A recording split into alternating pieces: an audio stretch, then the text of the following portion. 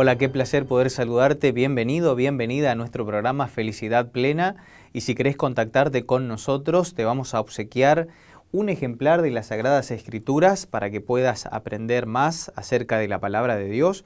También te vamos a obsequiar el taller de apoyo espiritual para que tengas 30 lecciones para aprender acerca de las Sagradas Escrituras y un libro complementario, Viva con Esperanza, donde desarrolla los temas de los 8 remedios naturales. Así que te invito a que te contactes con nosotros a nuestras vías de contacto. Si querés llamarnos gratuitamente, lo podés hacer al 0800-555-0201 o a través de nuestra página web www.felicidatplena.org. También en Facebook y en Twitter nos encontrás como Felicidad Plena. Hoy vamos a estudiar un tema realmente interesante, lo que enseña la Biblia acerca del juicio. Sí, en las Sagradas Escrituras aparece este tema, este concepto, y nosotros lo vamos a ver en el programa de hoy. Entonces, ¿sobre qué hará Dios el juicio? Dice el libro de Eclesiastés en el capítulo 12, verso 14, porque Dios traerá toda obra a juicio juntamente con toda cosa encubierta, sea buena o sea mala. Entonces, ¿sobre qué hará Dios el juicio? Sobre toda obra, sobre toda cosa buena y toda cosa mala. En un mundo de injusticia, en una sociedad donde hay injusticia, donde las personas piden justicia y no hay justicia humana perfecta, Dios hace un juicio sobre todas las cosas, sean buenas o sean malas. Ahora, ¿cuántos comparecerán ante el juicio de Dios? El libro de 2 de Corintios en el capítulo 5, verso 10 declara, porque es necesario que todos nosotros comparezcamos ante el tribunal de Cristo para que cada uno reciba según lo que haya hecho mientras estaba en el cuerpo, sea bueno o sea malo. Entonces, ¿cuántos comparecerán ante el juicio de Dios? Todos los seres humanos. Aquí no depende de una raza, no depende de una posición social o de un cargo. Todas las personas irán ante el juicio de Dios y Dios hará un juicio sobre toda cosa, sea buena o sea mala. Ahora, ¿quién es el juez? Dice el libro de San Juan en el capítulo 5, verso 22, porque el Padre a nadie juzga, sino que todo el juicio dio al Hijo. Entonces, el juez es el Hijo de Dios. ¿Quién es el Hijo de Dios? Es Jesús. Entonces, en este escenario de juicio, Jesús es el juez, el que determina, el que da el veredicto, la sentencia es Jesús. Pero también, fíjense, ¿dónde están registradas nuestras acciones? El libro de Apocalipsis en el capítulo 20, verso 12 declara, y vi a los muertos grandes y pequeños de pie ante Dios, y los libros fueron abiertos, y otro libro fue abierto, el cual es el libro de la vida. Y fueron juzgados los muertos por las cosas que estaban escritas en los libros según sus obras. Es decir, que nuestras acciones están registradas en el libro en los cielos, de manera que hay un registro exacto de todas nuestras acciones, incluso de nuestros pensamientos. Sobre esos registros, sobre esos archivos, se harán los juicios de cada persona, se hará el juicio de cada persona sobre esos registros. Ahora, ¿quiénes son los testigos? Dice el libro de San Mateo en el capítulo 18, verso 10. Mirad que no menospreciéis a uno de estos pequeños, porque os digo que sus ángeles en los cielos ven siempre el rostro de mi Padre que está en los cielos, de manera que aquí no hay testigos falsos, hay testigos celestiales, en este caso los ángeles, y ellos siempre que ven al Padre están delante de Dios, claro está, dicen la verdad, y son ellos mismos los que registran en el libro de la vida que está en los cielos, para que luego cuando se ejecute o cuando el juicio sobre cada persona estén sobre registros fidedignos y sobre testigos también fidedignos. Entonces, ¿quién es el abogado?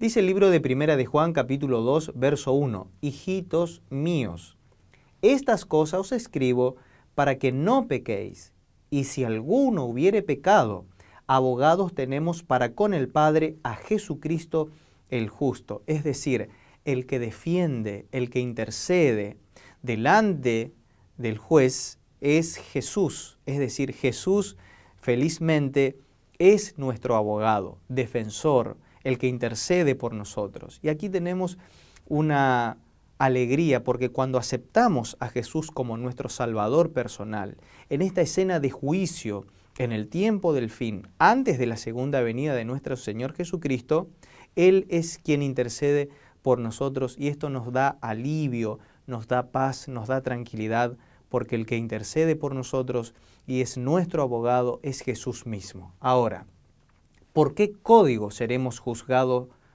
los hombres?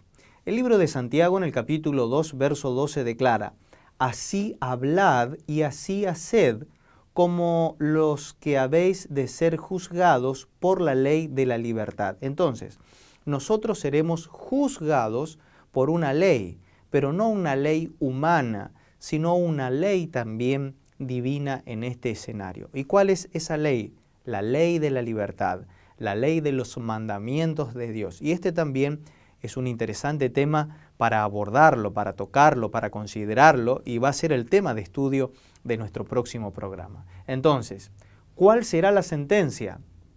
Dice el libro de San Mateo en el capítulo 25, versículos 31 al 46. Cuando el Hijo del Hombre venga en su gloria y todos los santos ángeles con él, entonces se sentará en su trono de gloria y serán reunidas delante de él todas las naciones, y apartará los unos de los otros como aparta el pastor las ovejas de los cabritos, y pondrá las ovejas a su derecha y los cabritos a su izquierda. Entonces el rey dirá a los de su derecha: venid benditos de mi Padre, heredad del reino preparado para vosotros desde la fundación del mundo, porque tuve hambre y me diste de comer, tuve sed y me disteis de beber, y fui forastero y me recogisteis.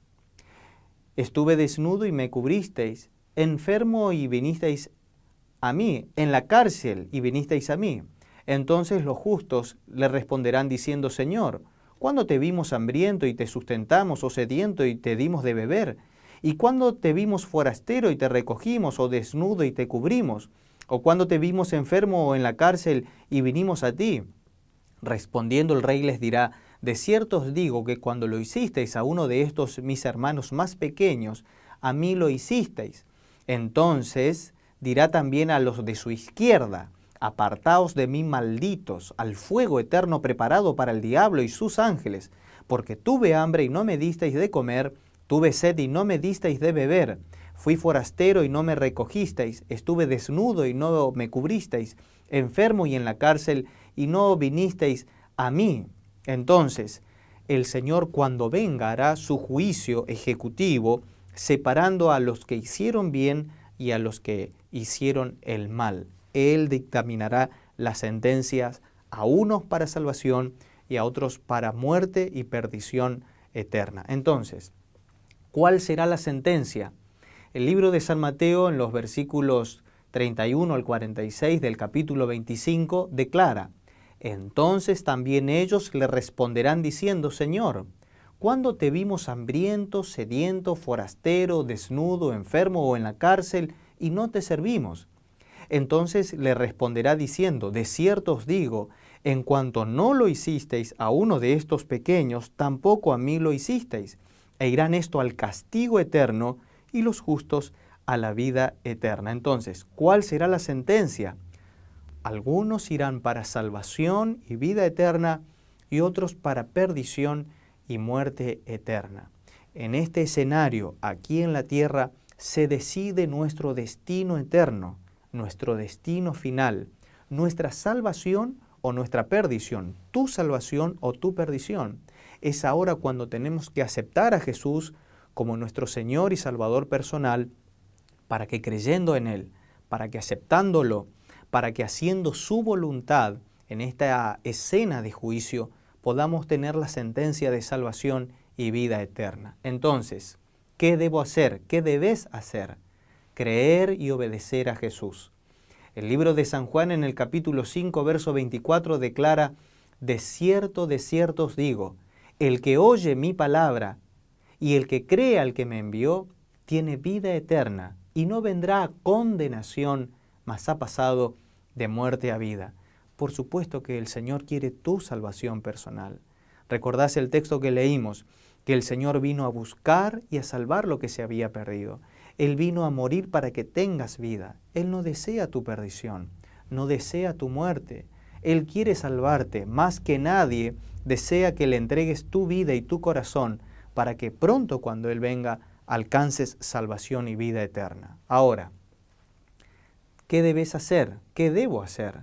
Temer a Dios y guardar sus mandamientos. El libro de Eclesiastés en el capítulo 12, verso 13 declara: el fin de todo el discurso oído es este: teme a Dios y guarda sus mandamientos, porque esto es el todo del hombre. Lo que la Biblia declara es cierto, es real, es auténtico, es genuino, es verdadero, es para salvación. Y la Biblia dice que el todo del hombre, la salvación, también tiene que ver con hacer su voluntad y guardar sus mandamientos. Entonces, ¿cuál debe ser tu resolución? Mi resolución. Acepto a Jesús como mi abogado, deseo respetar los mandamientos que están escritos en su palabra. Él te da instrucción, Él te da guía, orientación, para que puedas alcanzar salvación y vida eterna. Y los mandamientos forman parte de la instrucción, de la orientación, del camino que el Señor desea que sigas para que puedas alcanzar salvación y vida eterna. Si está en su palabra, es para tu beneficio, para tu bienestar, para tu vida eterna. Le entregarás tu vida al Señor, le darás tu corazón. Él más que nadie desea darte paz, esperanza y también felicidad. Y recordá que felicidad empieza con fe.